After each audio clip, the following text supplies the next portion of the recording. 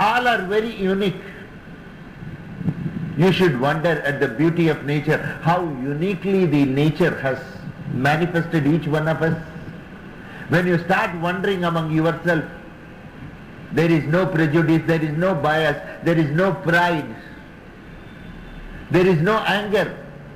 In the resultant effect, as you wonder, compassion blossoms inside you. Compassion blossoms inside you. You become very lovable and very compassionate. God is very lovable and very compassionate. God wonders. He created people and He started wondering at them. They are so beautiful. They are so wonderful. Buddha used to keep lotus flower in his hand, and Buddha used to keep on seeing that lotus flower, nothing else. He used to wonder at that lotus flower for hours together. Buddha can appreciate a lotus flower for hours together. We don't even have a time to just have a glance at a beautiful lotus flower. Buddha used to just keep wondering.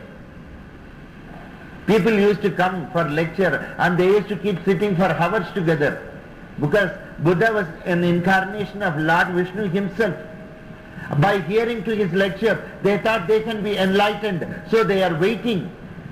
They want themselves to be enlightened. They wanted to hear Buddha. Once Buddha starts giving lecture, it is so beautiful, it is so wonderful.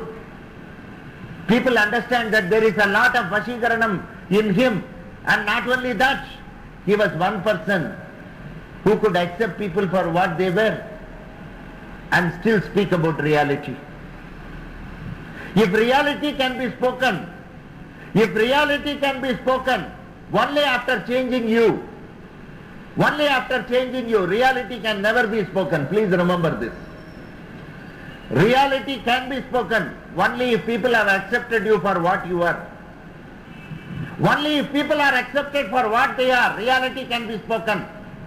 Reality becomes a reality only when everybody is accepted for what they are. Otherwise, reality will not be in a position to make any dent. Truth will not be in a position to make any dent. You must be accepted for what you are. Buddha belonged to that category. He used to appreciate the beautiful lotus. Umpteen number of times he used to see the lotus. He used to keep on seeing the lotus for umpteen number of hours, because he could wonder how beautiful the lotus is. He could wonder what sort of a metal the lotus is made of. He could appreciate the true consciousness, prajna, through the lotus itself. He could appreciate the concept of God. Understanding is required. A tremendous understanding is required to understand divinity or spirituality. A tremendous degree of understanding is required to understand what divinity or spirituality is. That kind of an understanding comes only for a person who lives totality, not for a person who is totally biased or totally prejudiced, not for a person who walks on lines of perfection and imperfection, not for a person who looks at good and bad, not for a person who looks at correct and incorrect, not for a person who sees right and wrong, but for a person who has lived totality as a subject. For such a person, spirituality gives a better understanding, and reality comes very close to his doors, and reality on its own knocks his doors. When you live a life for whatever it is worth, just accepting it as a gift of God and taking things as they come, then probably reality has already started knocking at your door. Reality has already started knocking at your door. The true consciousness has started knocking at your door. That is the concept of prajna, that is the concept of total consciousness. That is what is said in Vedas, prajnanam brahma.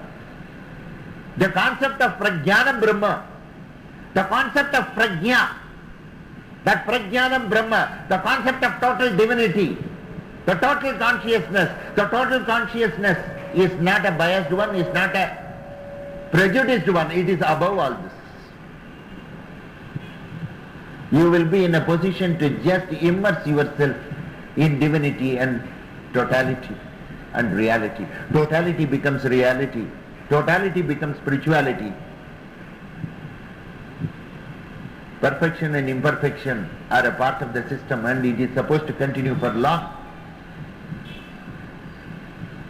Merits and demerits in any system will continue to exist. God has created you, and you are a unique product of God, and you are God by yourself. Once you realize total consciousness, understanding comes to you. Understanding is not something that can be taught from outside. It is an experience, and that experience comes. You are enlightened. Buddhists used to call it as satori. They used to call it as enlightenment. Satori, when they say, it means that you are already enlightened. You have started glittering. The Buddhahood has been already on you. Krishnahood has already come to you. The aim is not to become Krishna or Buddha. The aim is to become the Buddhahood or Krishnahood. Nobody can duplicate. There was only one Krishna. There will be only one Buddha. There will be only one Mahavira. There will be only one Lazo. There will be only one Suyan. There will be only one Rajar. Nobody can duplicate them. They are something wonderful. A rose is a rose and a lotus is a lotus. A rose never wants to become a lotus. A lotus never wants to become a rose. A jasmine doesn't want to become a rose. Then only it is recognized as jasmine. If you are a jasmine, be a jasmine. If you are a lotus, be a lotus. If you are a rose, be a rose. Never try to become a lotus or rose when you are already a jasmine. You will start thinking. If from the jasmine you start getting the smell of a rose, it looks very odd. The system wanted you to just be a rose and be a rose and be totally dedicated to it. The fragrance which you give is something wonderful. The flower, rose flower, doesn't know that it gives fragrance. Jasmine doesn't know that it gives fragrance. The fragrance is for others, not for you. When you live a life, when fragrance is for others and it is not for you, then probably already divinity has set inside you, and that is satori, that is enlightenment.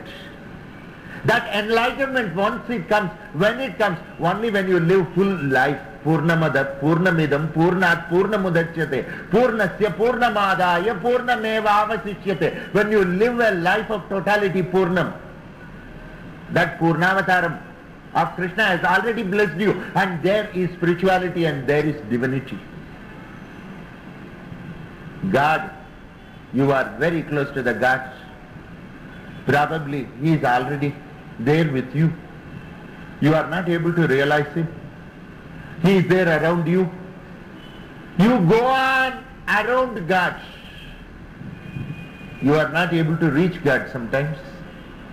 It is because of your dichotomy in thinking.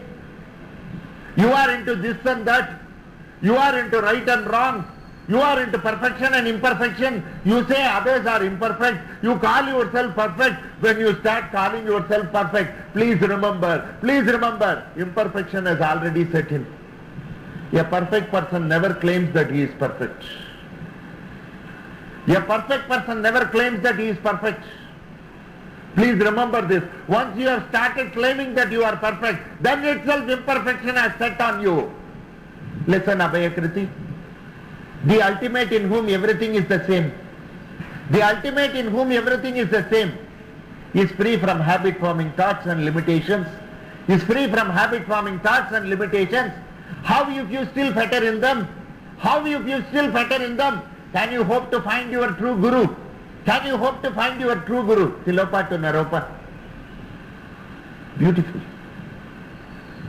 We are into this and that. How divinity will dawn on you? Divinity or spirituality doesn't dawn on a person who is into this and that. For namesake, you can call yourself as a divine person or a spiritual person. Shame on you. There is no divinity, there is no spirituality. It is all humbug. Puja Panaskaras alone are not going to give you divinity. If by worshipping the foot of the Lord, divinity is going to dawn on you, no, I don't think so. Lord Venkatramana Swami's foot is very beautiful. You can surrender at His feet. There is no doubt. But when you get